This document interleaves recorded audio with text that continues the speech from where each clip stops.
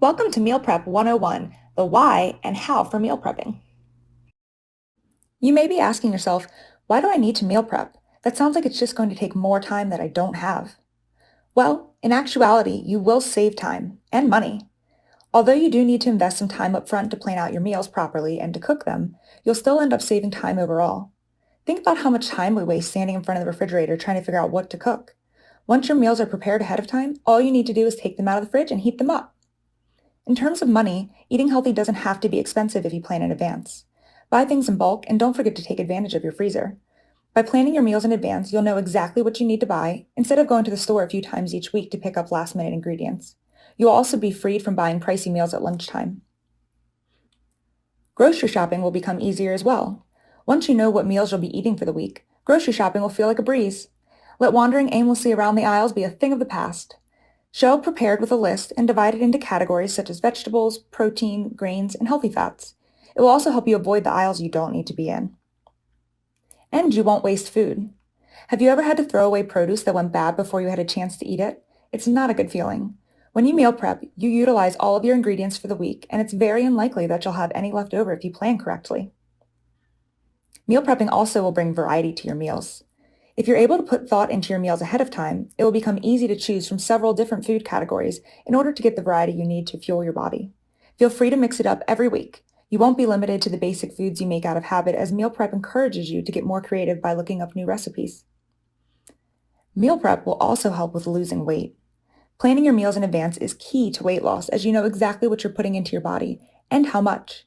A weekly meal prep routine allows you to control how many calories you're inputting every day. Coinciding with this is learning the art of portion control. The beauty of meal prep is that it teaches you balance.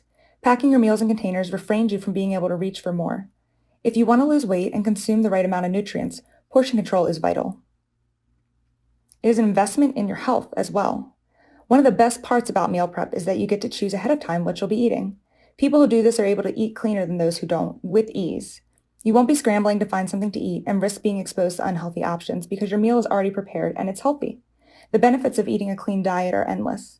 Good nutrition won't contribute to just a smaller waistline, but also to heart health, decreased cholesterol, blood sugar, blood pressure, and so much more.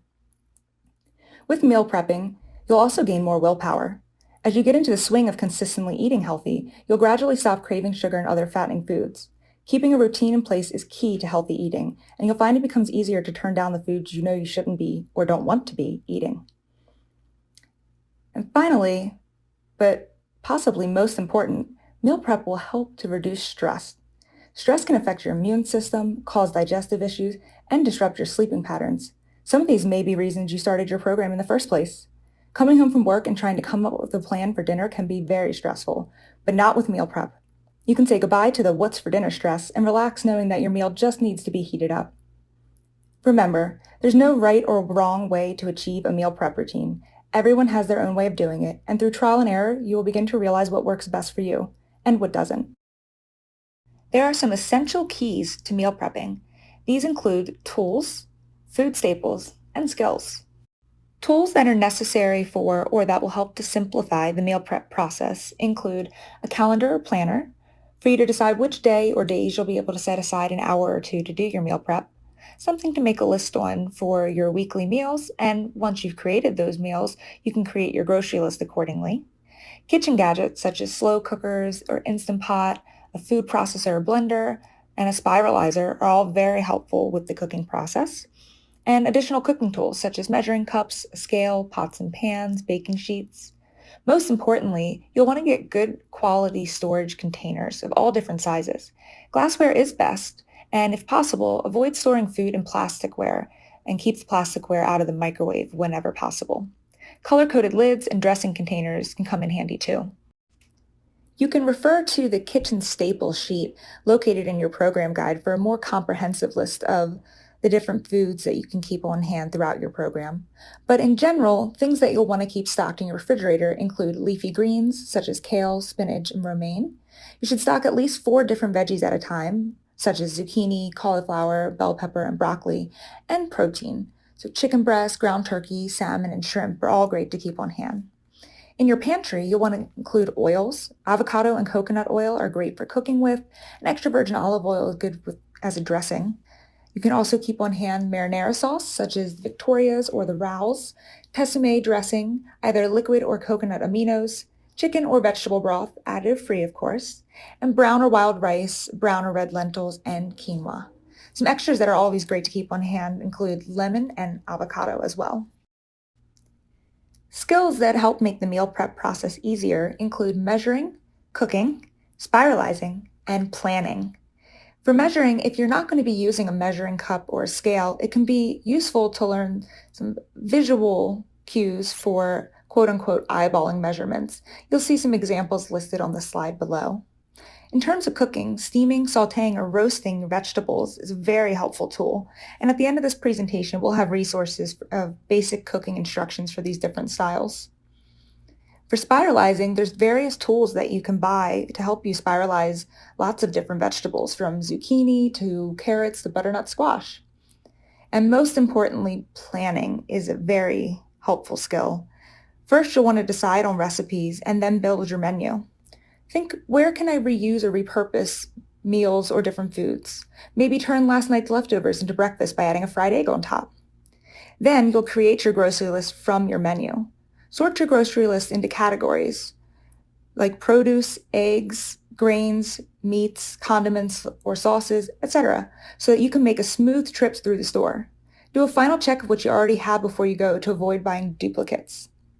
And as I mentioned before, it's very important that you actually schedule time to complete your meal prep. Try to schedule 1 to 2 days per week to prep your meals. Sundays are a good day for most people to get organized before the work week, but the best meal prep schedule is the one that works for you. If you multitask a little and use your oven and stove top to prep more than one food at once, for example, you'll cut down on time even more. Also, it's good to know that most meal prep meals will last between 3 to 5 days in the fridge.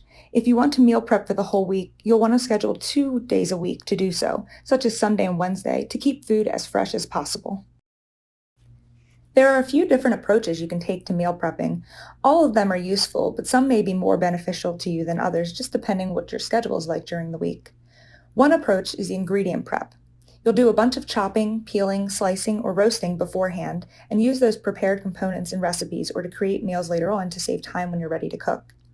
Another approach is individually portioned meals. This is useful for foods you can cook in large amounts, such as grains, meats, and roasted veggies. Then you'll divide the portions into containers ahead of time so you can grab and go. A third option is to do batch cooking or freezing. You'll make multiple meals or foods and then portion and store them. This approach is useful for recipes you can easily cook in large amounts, like big pots of soup or casseroles. Here, you'll see a simple meal prep example. We'll start with pre-cooking brown rice, chicken, ground turkey, and breakfast egg muffins. You'll get the recipe for these in the resources section of the presentation. You'll also pre-chop bell peppers, onion, mushrooms, and romaine lettuce. For cauliflower, you can rice it in the food processor or buy it already riced. And with zucchini, you can chop it or spiralize it. You can also buy it pre-spiralized. And here's an example of how we would have turned that meal prep into 3 days of meals. Of course, we would have created our meal plan and our grocery list beforehand. But for breakfast each day, you can see we're doing 1 to 2 of the egg breakfast muffins. For lunch first day, we'll do a half cup of brown rice with chicken, chopped bell peppers and onions, salsa and avocado. And for dinner, you'll have cauliflower rice, chopped veggies, ground turkey, and liquid aminos. Lunch day 2, we're reusing the leftovers from day 1's dinner, and you have the option to add in a half cup of brown rice. For dinner that night, we'll do zucchini spirals and chicken, chopped veggies, and Victoria's marinara.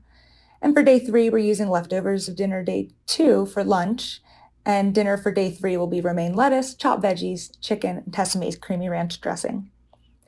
As you can see here, if you get bored of eating the same meals each day, make small tweaks to make each dish a little different.